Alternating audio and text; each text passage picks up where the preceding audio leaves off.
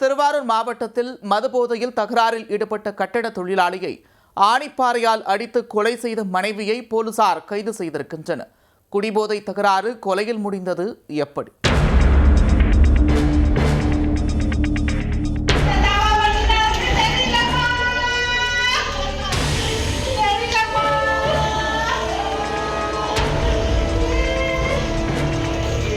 திருவாரூர் அருகே அகரத்திருநல்லூர் கிராமத்தைச் சேர்ந்தவர் 57 வயதான காத்தராசு.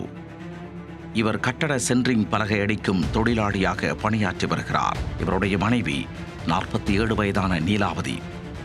இவர்களுக்கு 2 மகள்கள் உள்ள நிலையில் இருவரையும் திருமணம் செய்து வைத்துள்ளனர்.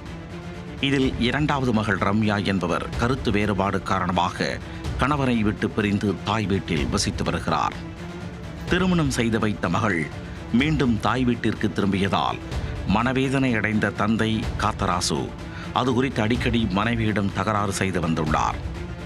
இந்நிலையில் நேற்று இரவு குடிபோதையில் வீட்டிற்கு வந்த காத்தராசு வழக்கம்போல் மனைவியிடம் தகராறில் ஈடுபட்டுள்ளார். இதில் மனவேதனை அடைந்த நீலாவதி செய்வதறியாமல் சென்ட்ரிங் அடிக்க பயன்படுத்தும் ஆணி பாறையை எடுத்து கணவனை கடுமையாக தாக்கியுள்ளார். தலையில் அடிபட்ட காத்தராசு சம்பவ இடத்திலேயே தரை சுற்றி சுருண்டு விழுந்துள்ளார். சத்தம் கேட்டு ஓடி வந்த அக்கம் பக்கத்தினர் காத்தராசுவை மீட்டு திருவாரூர் அரசு மருத்துவக் கல்லூரி மருத்துவமனைக்கு கொண்டு சென்றனர்.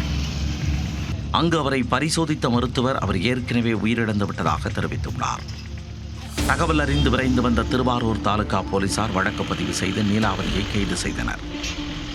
அவரை போலீசார் நீதிமன்றத்தில் ஆஜர்படுத்தி திருச்சி மகளிர் சிறையில் அடைத்தனர். மதுபோதையில் தகராறு செய்த கணவனை ஆணிப்பாறையால் மனைவி அடித்துக் கொன்ற சம்பவம் அப்பகுதியில் பெரும் பரபரப்பை ஏற்படுத்தியது.